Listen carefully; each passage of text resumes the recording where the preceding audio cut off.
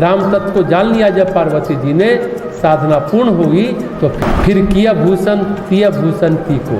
तब वो स्त्रियों का सार, स्त्रियों के पवित्रता, तब स्त्रियों के सद्गुण संपत्ति साकार रूप पार्वती जी को भगवान शिव ने अपना आभूषण बना लिया, अर्थात अपना अंग यानी अर्धांगिनी बना लिया। यही है साधना की महिमा। जीवात्मा परमात्मा से मिल गई, पूर्णता को पा गई। नाम प्रभाव जान शिव नीको, कालकूट फलु दिन अमीको। नाम के प्रभाव को श्री शिव जी भली भांति जानते हैं, जिस प्रभाव के कारण कालकूट जहर ने उनको अमृत का फल दिया। ऐसा प्रभाव उन्होंने देखा, जाना कि विष भी अमृत बन गया। कैसी बात! गोस्वामी जी जो यह कह रहे हैं यह हठयोग का सत्य है। इसकी चर्चा हठयोग में होती है, हठयोग के ग्रंथों में इसकी चर्चा होती है। गोस्वामी तुलसीदास जी महाराज जिस समय में थे उस समय भारत के इतिहास के लिए बड़ा अद्भुत समय था, बड़ा विचित्र समय था। वह समय भारत के लिए स्वर्णिम काल था। भारत में स्थिर साम्राज्य की स्थापना हो चुकी थी, शहंशाह अकबर राज्य कर रहे थे। अकबर की दृष्टि, अकबर की सोच सम्यकवादी थी, उसमें समावेशी संस्कृति विकसित हो रही थी। हिंदू मुसलमानों के बीच झगड़ा वैमनस्य मिट चुका था। जो पीर फकीर सूफी थे वे भारत को अपना चुके थे। सूफियों का ज्ञान अमृत उनका योग बरस रहा था। योग उस समय कई प्रकार से था। एक योग सूफियों का था, एक योग नाथ संप्रदाय गोरखपंथियों का था। कबीर की वाणी उस समय प्रचारित हो रही थी, वैष्णव साधना पोषित हो रही थी।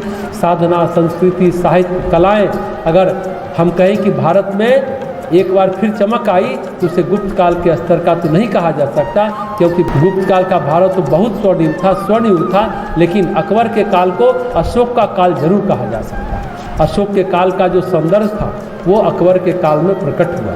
गुप्त काल में समुद्रगुप्त का सौंदर्य जो तो बड़ा ही अद्भुत था। गुप्त काल में भारत जितने शिखर पर पहुंचा है उतने शिखर पर अभी तक दोबारा फिर नहीं पहुंच पाया।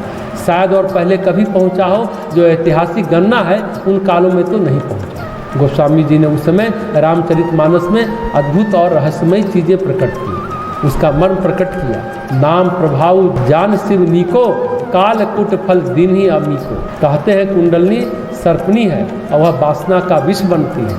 वह चंद्रमा से अमृत आता है, सूर्य उसे पी जाता है, सूर्य चक्र में चला जाता है, वासना की आग में जो सब जल जाता है।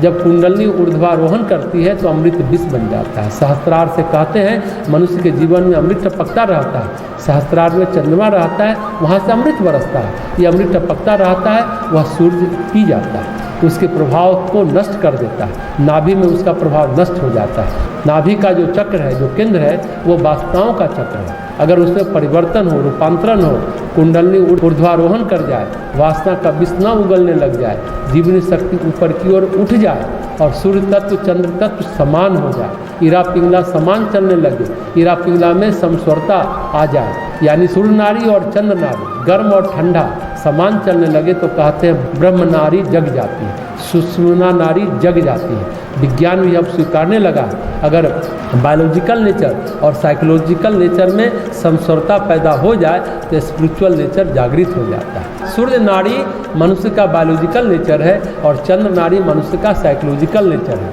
अगर इसमें समस्वरता पैदा हो जाए तो सुषुम्ना सक्रिय हो जाए, यानी स्पिरिचुअलिटी जग जाती है, अध्यात्म जग जाता है। सूर्य नारी चंद्र नारी की समस्वरता में सुषुम्ना सक्रिय हो जाती है, तो सूर्य चंद्र का समन्वय, सूर्य चंद्र का मिलन विश्व को अमृत कर देता है।